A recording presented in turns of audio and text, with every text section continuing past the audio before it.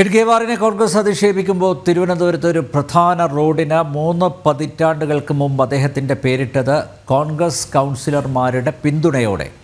BJP മുൻ സംസ്ഥാന വക്താവ് MS കുമാറാണ് ഈ വെളിപ്പെടുത്തൽ നടത്തിയത്. 1992-93 കാലത്തെ കോർപ്പറേഷൻ കൗൺസിലിലാണ് റോഡിന് എഡ്ഗേവാറിൻ്റെ പേര് നൽകിക്കൊണ്ടുള്ള പ്രമേയം പാസാക്കിയത്. കോൺഗ്രസ് മുസ്ലിം ലീഗ് കൗൺസിലർമാരും പ്രമേയത്തെ പിന്തുണച്ചിരുന്നുവെന്ന് അന്ന് പ്രമേയം അവതരിപ്പിച്ച കൗൺസിലർ MS കുമാർ ഫേസ്ബുക്കിൽ കുറിച്ചു. പാലക്കാട് നഗരസഭയ്ക്ക് കീഴിൽ ഭിന്നശേഷിക്കാർക്കായി നൈപുണ്യ കേന്ദ്രത്തിന് ഹെഡ്ഗേവാറിന്റെ പേരിടുന്നതിൽ വിവാദം കെട്ടടങ്ങിയിട്ടില്ല.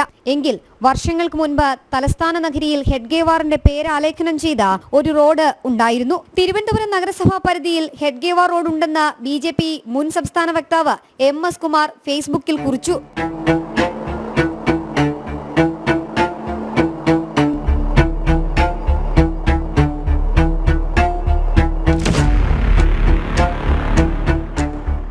തിരുവനന്തപുരം ശ്രീപത്മനാഭസ്വാമി ക്ഷേത്രത്തിന് മുന്നിലെ റോഡിന് ഹെഡ്ഗേവാറിന്റെ പേര് നൽകാനുള്ള പ്രമേയത്തിൽ പിന്തുണച്ചത് അന്ന് കോൺഗ്രസും ലീഗുമാണ്. കോൺഗ്രസിന്റെയും മുസ്ലിം ലീഗിന്റെയും പിന്തുണയോടെയാണ് 1992-93 കാലത്ത് റോഡിന് പേര് നൽകിയതെന്നാണ് MS കുമാർ പറയുന്നത്.